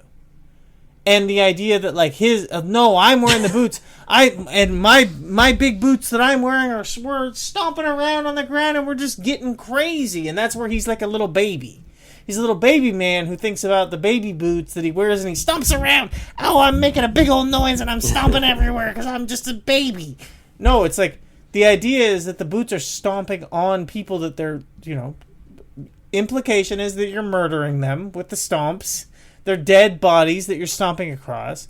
And that's the idea. Like, that's the part that I think is getting overlooked because he's babyfying it and being like, I'm stomping all around because I'm upset and I'm being mad and I'm tough. It's like, no. The idea is that the boots are killing people. It's not like that they're stomping around and being aggressive. You're murdering people in the streets. And that's where it's just like, what the fuck? This guy, again, he's a child. Everyone knows he's got a baby's mind. He's got a child's mind with the hairline of a fucking, a geriatric. And we hate him. We hate him so much. And I hope that he dies. It's not... This is the thing. Like, they try to get all on you when you say stuff like this. I'm not saying I want to kill him. I'm saying that I just hope that he dies. I'm not going to do it. I just dream of a world where he passes away from something. And if it was, if I had my druthers, if I was allowed to There's no timeline. It would be something painful and excruciating. But, again, I don't want to cause it. I'm not going to fantasize about what it's going to be. But if I could pick, it would just be like, it would be painful, it would be bad, and he would die at the end. That's what I would, be my choice. But I'm not doing it. Yeah. I'm just choosing the manner in which. I'm not doing it, and I won't even fantasize. I won't even deign to, give you a concept of what it should be. But if there was a box that I could check, Tim Pool dies, definitely double check that one. Yes, want him to die.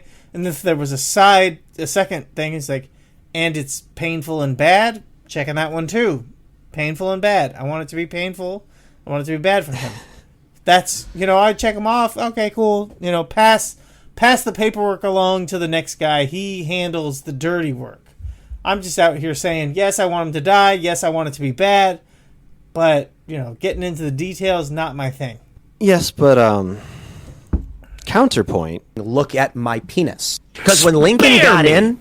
You are Buchanan, bro. Sent in the troops. Kicked off the Civil War. I am Buchanan. Actually, I'll come back to that in a second. I just want to finish something with the Natalie Portman business because some of the funny shit, maybe the reason I didn't even notice the mention of Israel is because I was laughing so hard about her just screaming at the at Natalie Portman. Who's not in the studio, by the way, to defend herself.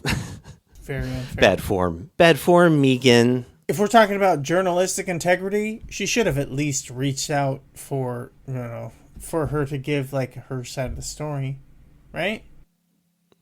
Right, and if she didn't give it, she should not run the story, like Barrio Ari has taught us, is the way to do journalism. That's true. Yeah.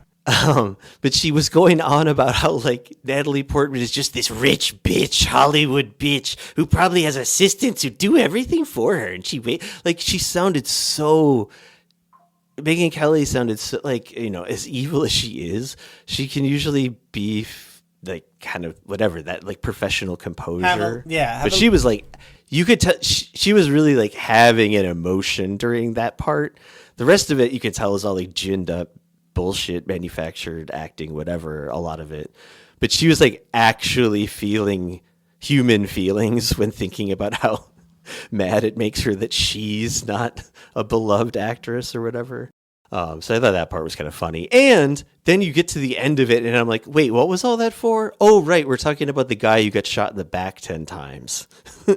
And she's on this It's not. I was going to say side quest about Natalie Portman, but it's not. Like in her mind, this is all she's tying together the most airtight argument of all time. Anyway, I think it's enough of Megan and maybe even a little more on Tim. But basically, like, I mean, the reaction to all this horror has been pretty wild. Can I ask you a question? And this is just like completely off topic. And I kind of understand it because of just like kind of how it's set up. But why does Megyn Kelly sit? Like, why are in her videos, why is she sitting? You know? What do you mean? Because I just feel like you could like. So for me at my work, like when I work, I like have a standing desk and I stand all day at work, right? Like, why is she sitting? Why isn't she standing? It feels like it would make more sense for her vibe and her whole thing. Like I said, I get that. Like, it's just like it's the standard thing. It's what you do. But like the Megyn Kelly vibe, it's odd that she sits. More like sittered, if you ask me. Yeah, exactly. That's true. Yeah. Because I feel like she should be standing. I don't know. Well, yeah, I mean, she also should be Allegedly sober. Yeah, that's true. That's true. Gotta get the timing figured out. Have you Wait. seen the Megyn Kelly with the Red Scare Girls stuff? Like, it's troubling when it comes to sobriety. Not enough to notice that, but there was the thing with the Dasha sneaky vape that I showed you, I think, or told you about at least. Yeah, I know they've done whatever interviews with her a few times, right? Yeah. I was gonna add in because I don't want any voices to not be centered here. You did mention that Megyn Kelly was kind of like she's got a ton of views, sort of queen of all media, but I immediately thought of someone who would beg to differ and also would say that's true. That's true. Candy, the queen, the true queen of all media, Candy. Because, these Megyn videos, she's got 4 million subscribers, but you're looking at videos that have like 300K views. That's not, I mean, that's a embarrassing conversion rate. This video, this is 100,000 views on this video right here. Candace would never.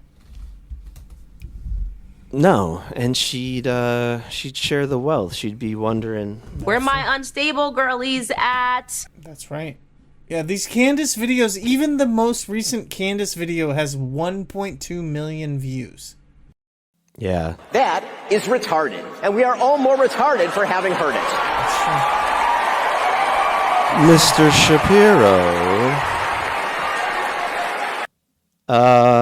Let's all put our balls in Mr. Feeney's ass and move on to whatever is next, which is basically what? This is the problem with all these notes. We are.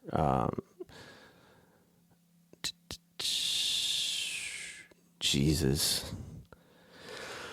We haven't even begun to talk about Officer Lockjaw, but the thing about Lockjaw, Bovino, as they call him, right, is I only discovered who this guy was very recently. I think along with most people. I don't know, but he's fucking boring as far as I can tell. Maybe I'm missing a bunch of stuff, but I thought there was going to be way more nasty tweets, or at least stupid, crazy, weird, exceptionally bad things about him coming out. But I mean, aside from the obvious, which is that he's a Nazi, I just meant stuff that would be fun to talk about on the podcast. But it seems like the most embarrassing thing I've heard of is his use of emojis and his replying to people on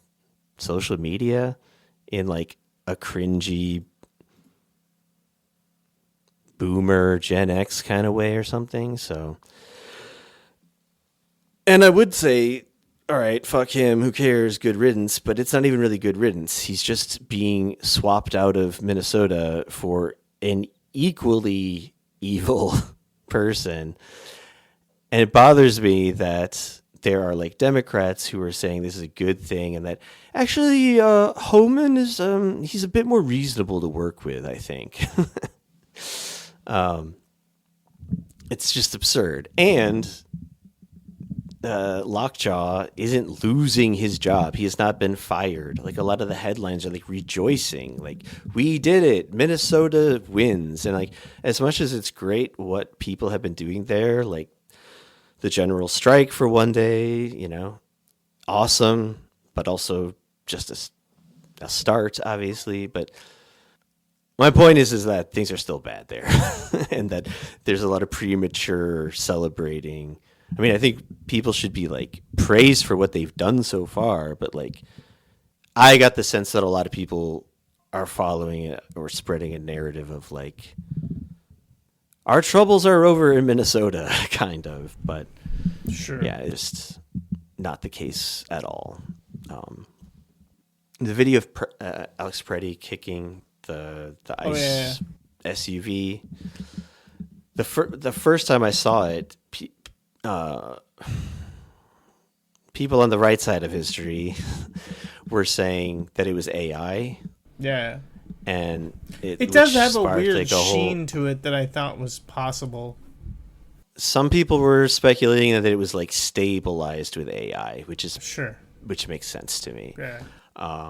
But also people react to, oh, it must be AI because the fascists are celebrating it as if it's this one clip vindicates the whole thing. Right. You know, dust off your hands, case closed, let's all go home. But that just made me despair even more about the future of extremely realistic looking AI videos. But in like an opposite way, where like now everyone is actually just skeptical of real stuff as like, this must be AI. I don't know. It all just filled me with a bit more new shades of dread coming in, because you combine that technology with this flood the zone insanity that the Trump administration is. It's like the one thing they are actually still capable of doing and are like competent at, because it doesn't take much skill. You just like do a bunch of awful shit all at the same time and release a bunch of stuff to the press all at the same time. But yes, Trump had various interesting ways of trying to like deal with the aftermath of Alex Preddy, which it's so fucked up that like Renee Good is already seems like so far in the rear view, even though all is just happening right now. But well, and beyond that, like dozens of people have died in ICE custody. A lot of them seem extremely suspicious, as if some sort of foul play was going on, but including like a lynching in a cell. What do you think about this idea of him being purposely like hunted down? Does that strike you as convincing? It doesn't really strike me as very convincing in a way, but I don't really know where I stand on it, because I guess I could see it either way. I think he was targeted.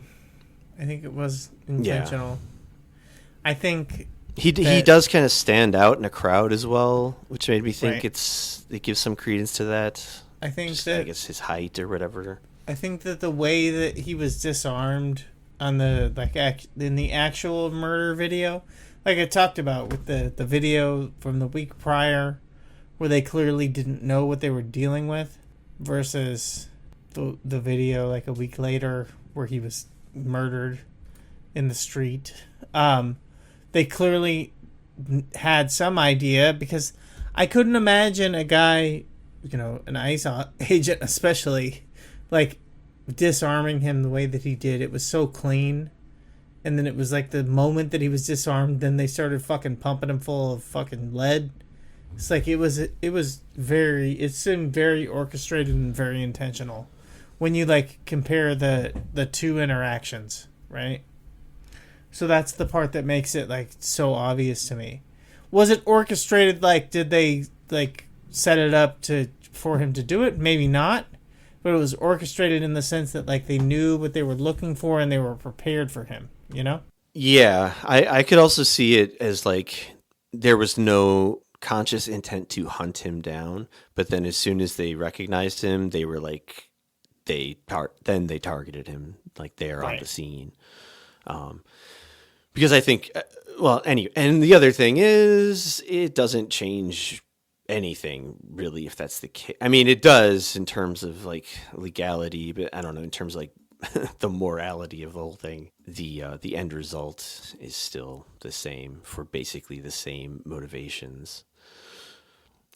Trump, at least twice that I saw, using his excellent bedside manner, keeping it classy. Did you see this? I'm still like shocked somehow. I mean, we go through this every week. Like, what is actually shocking? To what degree? But him saying that Renee Good's parents were big fans of Trump.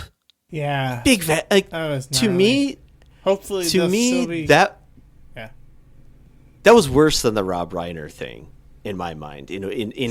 Sure. Like worse, just in the sense of like heartlessness, not in necessarily offensiveness. I don't know, but like. Just what the fuck are you talking about, man? You're standing there at a podium in front of the press. They're asking you about this like tragic murder. I mean, I guess what it is, obviously, maybe, is that he can't come up with an excuse. So it's just a diversion, I guess. But it's like, what kind of diversion is this? The people my private police killed, their parents are big fans of me. And actually, I'll just call myself Trump in the third person because that's the weird kind of shit I do. And then there was Kyle Rittenhouse got brought up a lot with good reason over the last week, sure. which defenders of Rittenhouse, the Chud side of things, are like would maybe call like a whataboutism, which it isn't at all. I mean, just on every level, the hypocrisy is like, I don't know, staggering. It's like Trump says the words, I don't know, you shouldn't bring a gun. You shouldn't just have a gun at a protest. Cut to a clip of him like jacking off Kyle Rittenhouse with one hand and like handing him an award with the other. Handing him a gun. Just handing him a golden gun with the other hand. I mean, and not just Rittenhouse, all the people that were essentially praised, if not merely like defended on the right, your George Zimmermans, and so on. And this whole idea coming from the pathetic, cowardly, do nothing, but actually they're doing everything. They're doing their job exactly. That's true. Which is to try to maintain the status quo, Overton window shifting to the right, all of that. Cory Booker gave some stupid goddamn, I don't know, selfie video of himself trying to sound tough as fuck, but he's just like, and they are gonna have 3 more weeks of training, god damn it. Like this whole idea of like the problem is these people aren't trained well enough, which is like, the thing is, it's like, I guess that's also technically true because apparently there was this thing where they cut the training down by, I forget how much, by like several weeks at least, maybe more, to 45 or 47 days. Oh no. I wonder why they chose those numbers. Could have nothing to do with appeasing the Mad King. Yeah, but then all the usual suspects were saying it. Hakeem Jeffries, Chuck Schumer. They're literally voting. Maybe they've already done it. I can't even remember. There's too much shit to keep up with. I have a job. But they're voting to increase ICE funding, which was already like Well, I mean, it was above zero, so that's egregious, but it was even more egregious than slightly above zero before. It's like the single highest funded law enforcement group in the country. Law enforcement group. If you raise your voice, I'll erase your voice. I know you must have seen God. that. That was fucking gnarly, man. And there were a bunch of things like that, like little clips, little interactions with people in the streets where these ICE fucks are just like really casually telling people like slightly speak louder than what we deem fit. Yeah. We will eliminate you. We're gonna kill you. Not just arrest you. We will end your life. We will murder you in the street. Then the one cop, this got a lot of, I don't know, viral play, or the one ICE shit. Someone was filming the ICE car or whatever, the license plate or whatever. They were filming ICE, which is their legal right, etc. And ICE took down their license plate. They were asked why, and they said they tried to do their best, like sarcastic, little shitty comments, like, well, now you're in a little database and you're considered a domestic terrorist. So all these fun things are happening. Also, Tim Walz is being kind of a pussy, and so is the mayor of Minneapolis. Sure. I can't blame them, though. I also can't fully blame them either. I'm more mad at the situation, but also I get kind of mad at them when they play a little tough, but then they like collapse immediately. Like, what's his name? Frey, the mayor of Minneapolis. Even I was like, oh, cool. He used foul language to tell ICE to fuck off or whatever. But then I saw the rest of what he had to say, and I was like, oh, okay, you're giving a performance. But anyway, there could be worse people in charge, I suppose. I think just like the way this thing has been dealt with and then like reversed upon is just really something to behold. Like, it kind of started off as like, well, like I already said, like everyone goes super aggressive, including the president of the country is like terrorist, obviously a terrorist. But then the way Trump was distancing himself after Alex Preddy, which that's another thing too, is like people are saying like it was so clear that it was murder in Renee Good's case, but this gets even clearer in his. And I don't even really like that way of talking about it because they're both, to me, like equally clear. But anyway, what was I saying? Jesus. I completely forgot where I was going, man. I guess we should just wrap it up. Yeah. We've gone long. I guess I wonder at this point, will Donald Trump take the rest of the world with him into oblivion? And I wonder, it's like, life is already so fucking hard and tragic. Even if it goes like as probably like as well as it could go, there's still something ultimately kind of sad and tragic about being a human being. Like living with knowing you're going to die and all that, watching everyone you know die and so on, and life is hard and all that. What does it all mean? It's like in that context, like in the words of Rodney King, can we all just fucking figure it out and organize society in a way that we know works? Probably not. Probably not. Right. So we'll let all the oceans of suffering throughout all of biological evolution on this planet be for nothing. General recommendations, anyone? I will give one based on my Twitter name that you ceremoniously did not look up. I watched the Paul Thomas Anderson film One Battle After Another. Nice. And I will say that movie fucking rocks. I would definitely say watch it. It's great. It's great. It's great in every way. Everything about it is phenomenal. It's such a sick movie from beginning to end. It's so cool. I love it. I love it a ton. And I definitely think everyone should watch it. It's definitely the best movie of 2025. I don't think there's really an argument. It's so sick. That's my general recommendation. One battle after another. Sorry, folks. It's good. There's nothing else I can say about it. You must have just seen it then. Right. I just saw it last week. Yeah, I fucking loved that one too. I believe I recommended it on the show at some point. Yeah, 2 years ago or whenever it came out. Yeah. I think that was part of the disappointment with the tiny bit I did of looking into this fucking Bovino.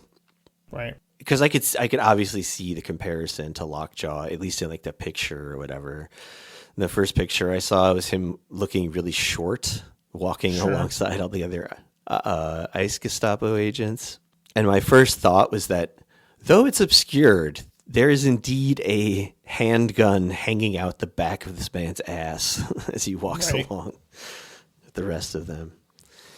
But no handgun, anal fisting, as far as we know yet.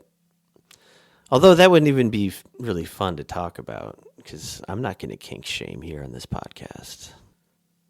Unless your kink is pedophilia. That's the heat death guarantee.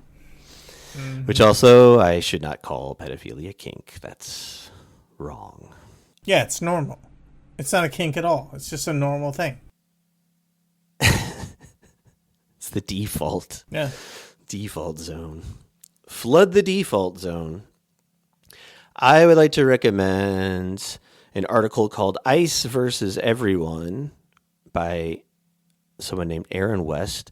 This is on the same website as another article I recommended about people going to that ICE job fair. Yeah, both are in N+1 magazine, online literary magazine, which I thought was all fiction stuff, but apparently they've done at least 2 articles that are not fiction and that are about ICE. So check that out. Nice. And I would also like to recommend an album, an old album. And whenever I remember just how old this album is, it makes me feel old too. Interpol. Remember the band Interpol? Sure. The turn of the millennia. Their first record, I re-listened to the other day. I don't know why, but it holds up. It's very good. And the song NYC in particular just about made me cry in public the other day. So think about that while you're listening to it and holding back a pack of wild sobs on the subway. Also, there's a very fun Korean cooking competition show on Netflix, I believe on all iterations of Netflix with English subtitles, called Culinary Class Wars, which is not... It's fun to watch and compare to like the typical format of a lot of these kind of cooking shows, US, whatever, Western culture style cooking shows, reality shows in general. It's very different. It's much more, I mean, like, it's not without charm or humor. It has those two, but it's a bit more like serious in terms of cooking. And there's less like kind of bullshit, like let's like get people to, I don't know, talk shit about each other. They're actually like almost comically supportive of one another within the competition framework. But there's 2 seasons. Second season just came out and just ended, so you can have a bingey old time with that if you like that kind of thing. And it gives you kind of a look into Korean culture in some ways, I would say, as well. That might be worth your time. And Black Moth Super Rainbow, the band, is very good. I've recommended them before, but I just found like this collection of outtakes and sketches from the full album Panic Blooms, which is called Seefu Lilac, SEEFU space Lilac. And I I listened to that yesterday, and it was very good. It was very good background, working, reading, writing style music. And that's it. Only the 4 things I just recommended in a row and nothing else. What you're going to want to do is go to the episode description.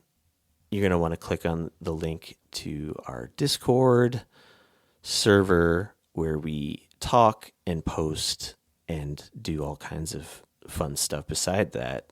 But not really. Talking and communicating with words and pictures. That's what we do there. And you'll want to do things like rate the podcast, review the podcast, subscribe to the podcast. We appreciate that when you do it. And you'll also want to check out another podcast, a whole other podcast. It's been a minute. That Tim has. It's been a minute since we've done it, but it will be coming soon. Probably before this. Before you hear this in the past, there'll be a future episode of the other podcast. It's on Violent People Radio. People call it Q&T-R, but that's not. Anyway, doesn't matter. It's a wrestling podcast. It's on the internet. Check it out. Oh, well, and as I usually say, as I always say, actually, we must Go back to the club. Look at my penis. and say, I like my suitcase. good night, good luck, good morning, Vietnam.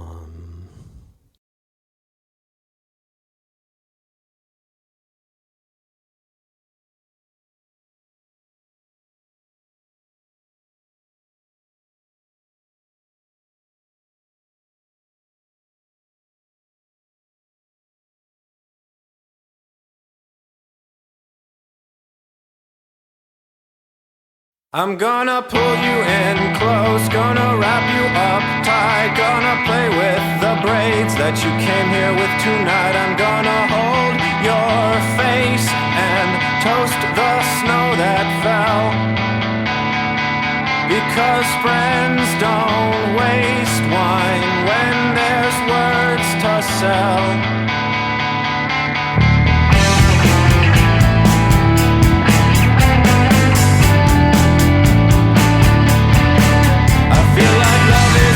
Kitchen with a culinary eye. I think he's making something special, and I'm smart enough to try. You don't trust yourself for at least 1 minute each day.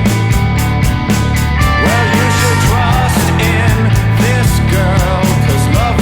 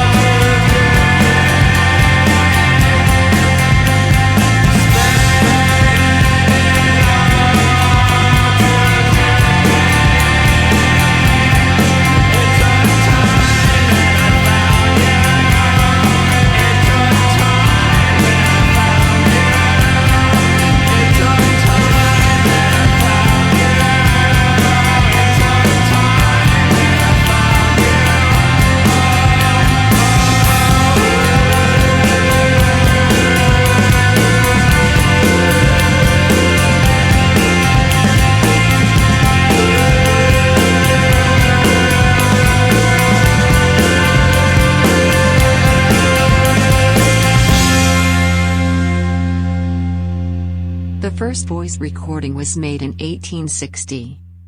It was a 10-second fragment of the French folk song Au clair de la lune recorded by inventor Edward Leon Scott de Martinville. But who will make the final voice recording and when? What will it be? Who will hear it?